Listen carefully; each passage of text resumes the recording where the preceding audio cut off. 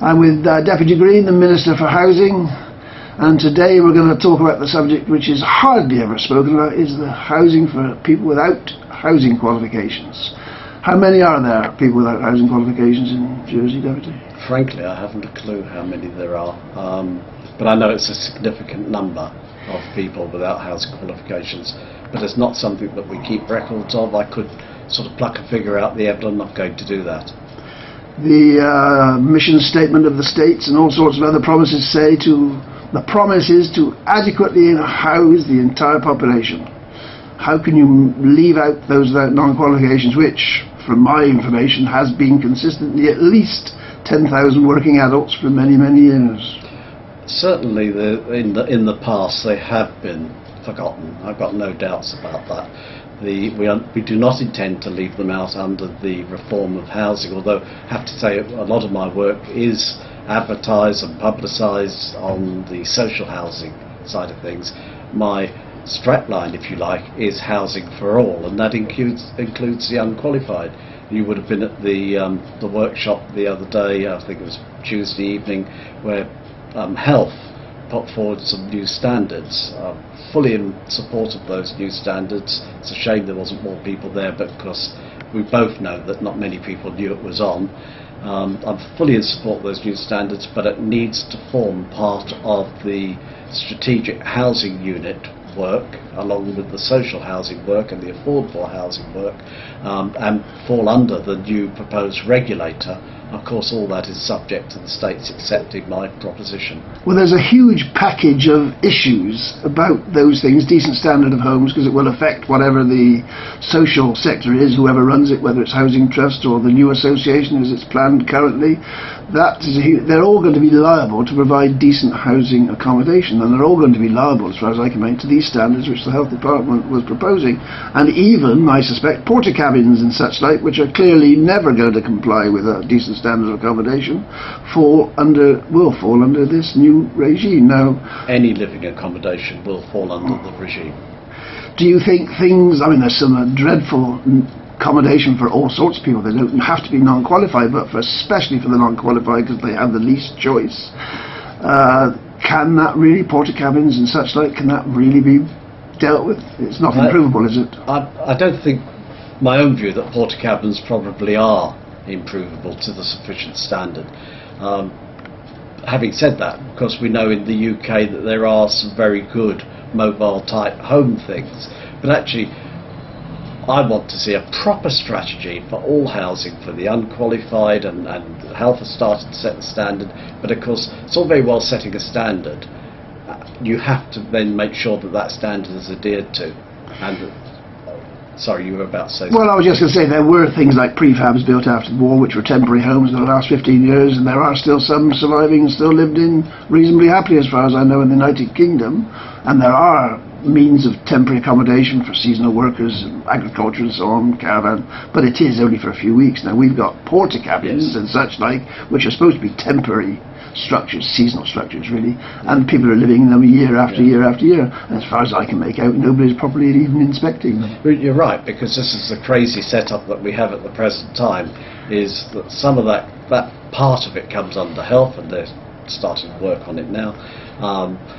Some of the housing policy sits with population, we referred to that earlier.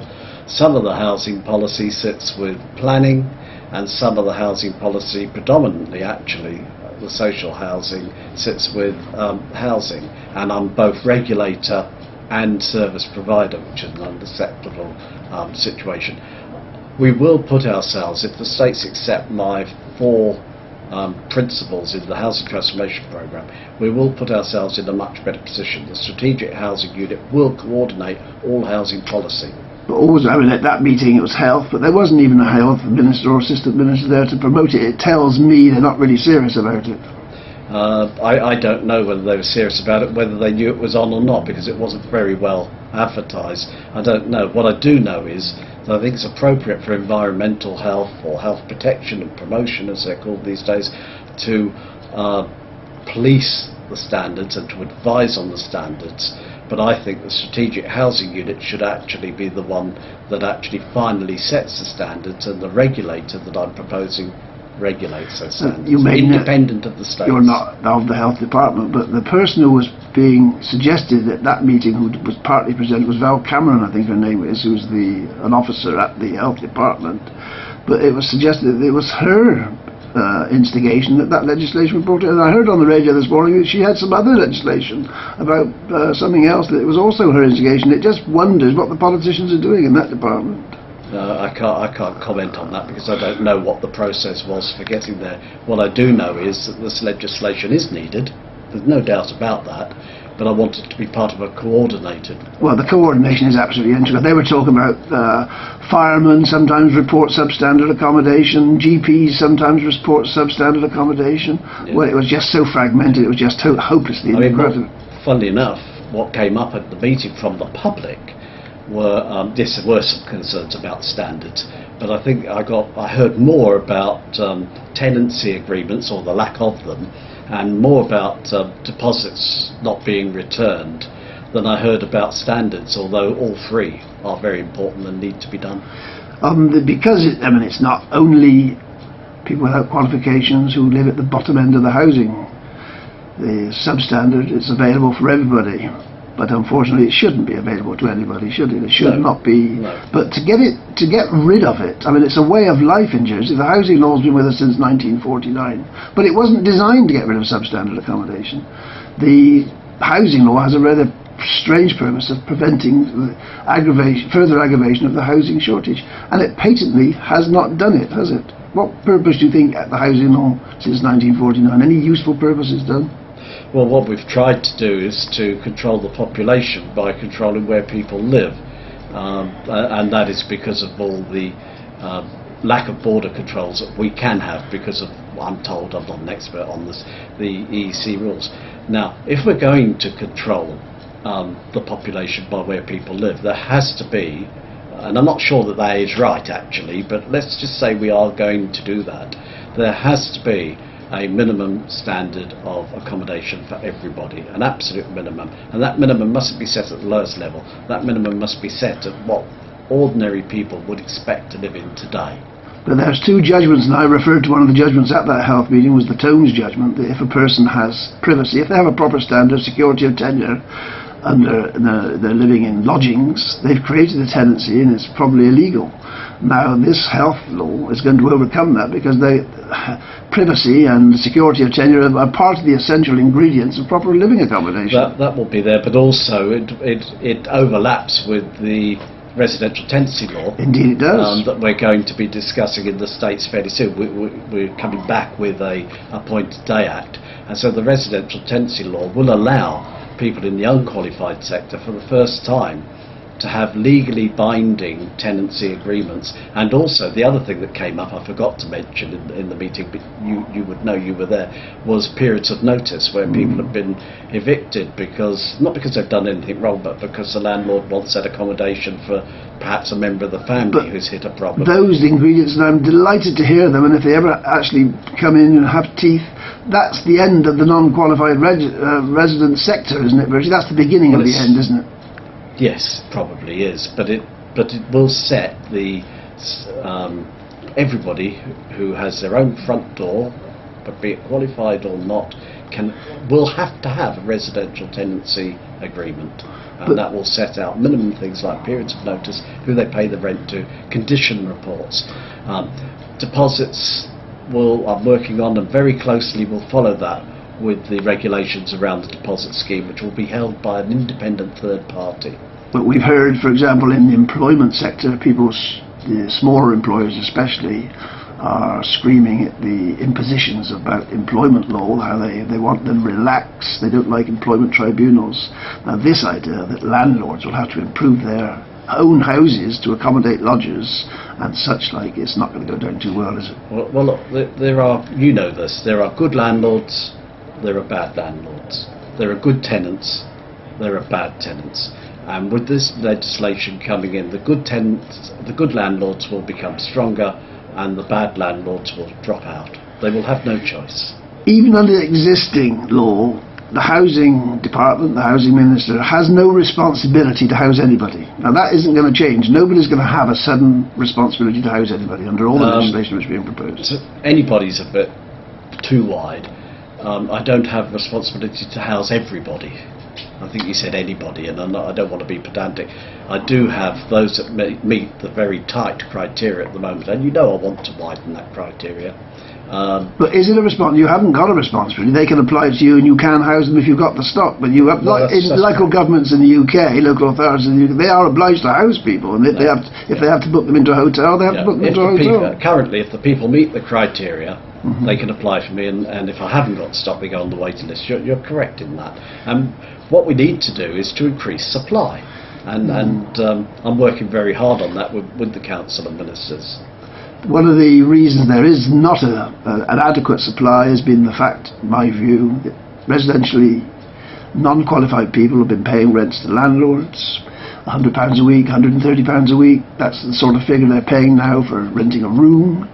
That amounts to, it's 10,000 adults, I don't know how many children are involved, but 10,000 working adults. That could be 30, 40 million pounds a year, effectively taken out of the house building fund. That's money which ought to be going towards building houses.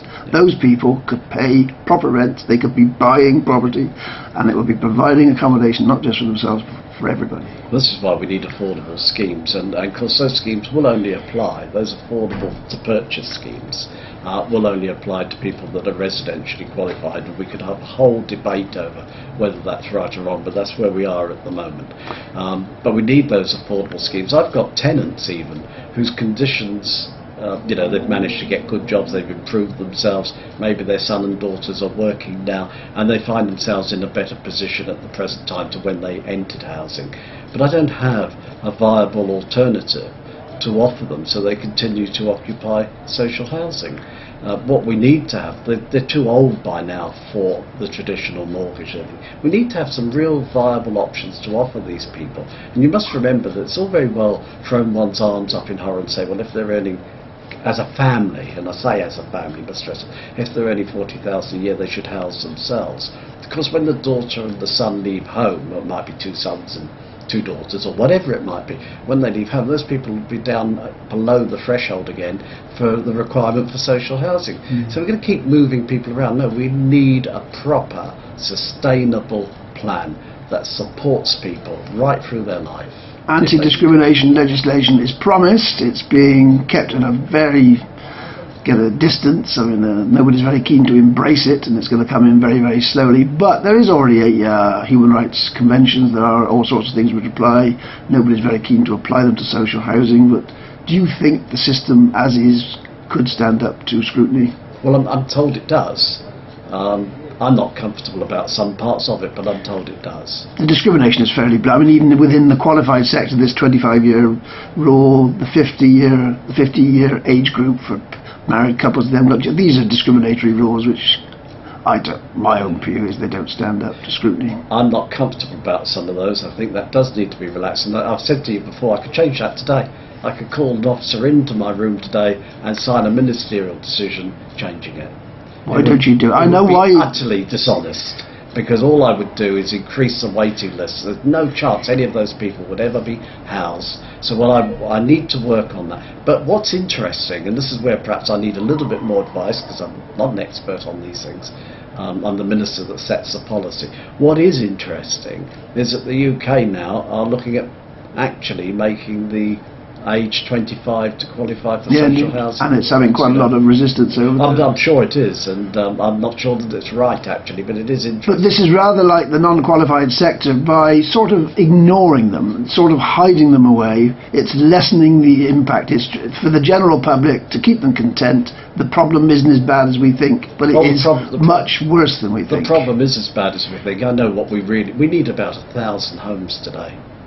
For the qualified?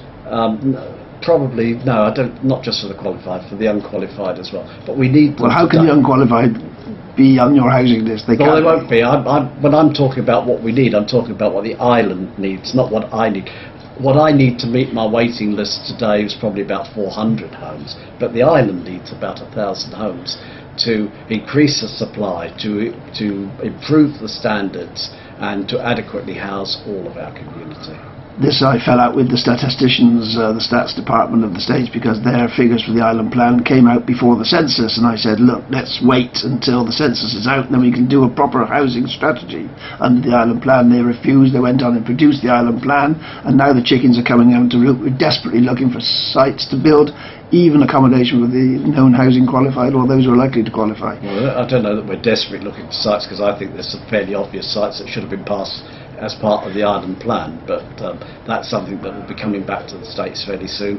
I'm hoping that the planning minister is going to bring some sites such as Longville, such as Sunray back fairly soon, because I mean, it's not rocket sites. We need the sites. They're available. They're brownfield sites. They're not greenfield sites.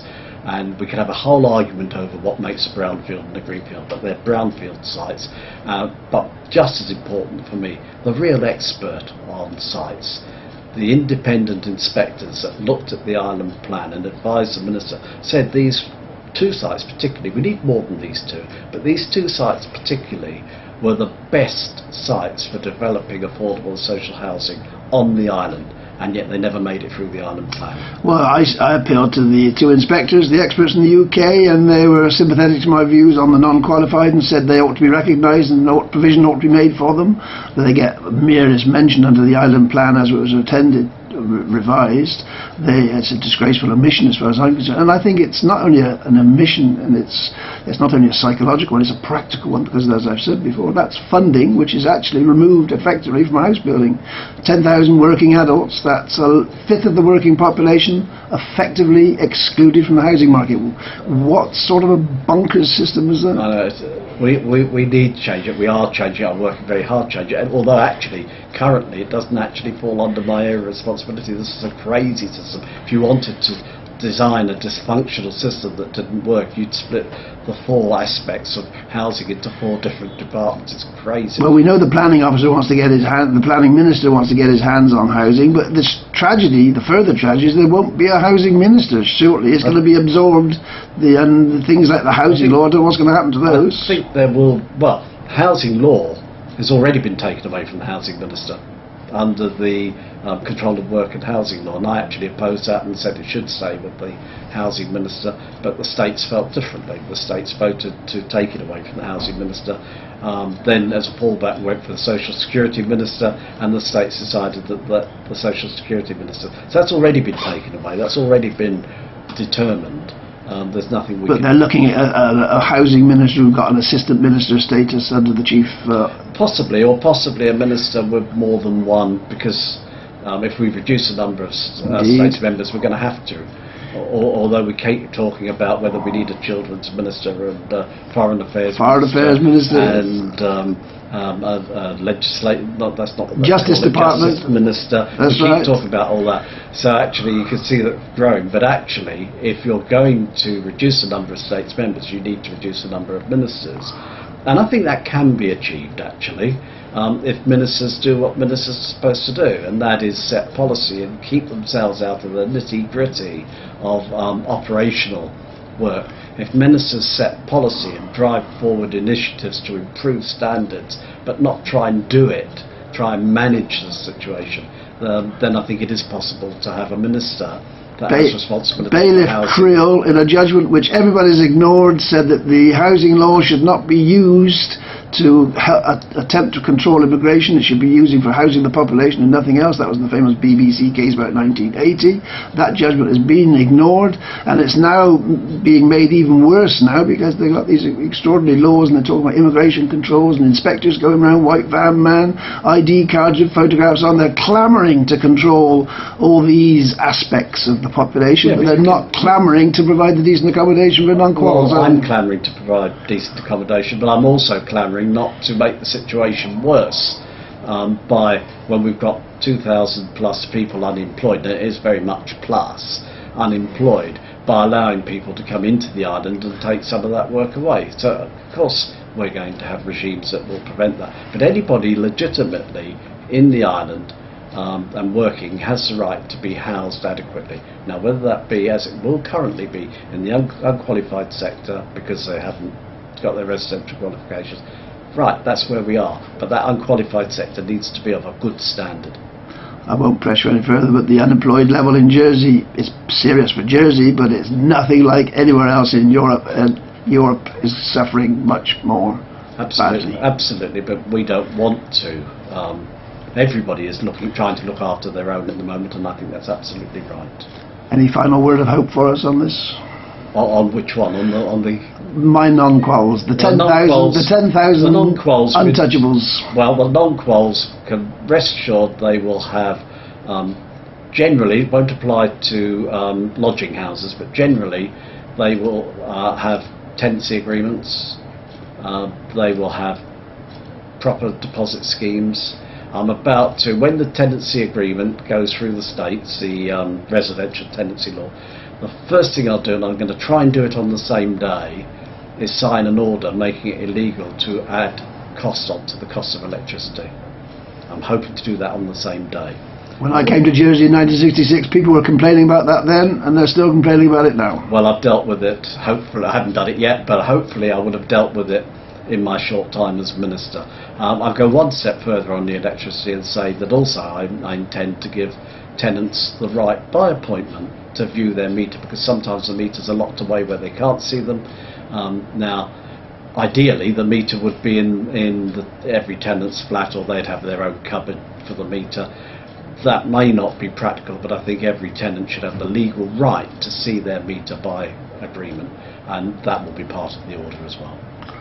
Okay, we will leave it finally there, but no doubt in the near future we shall speak again. Yeah, thank you. Most Mark. grateful. Thank you. Bye.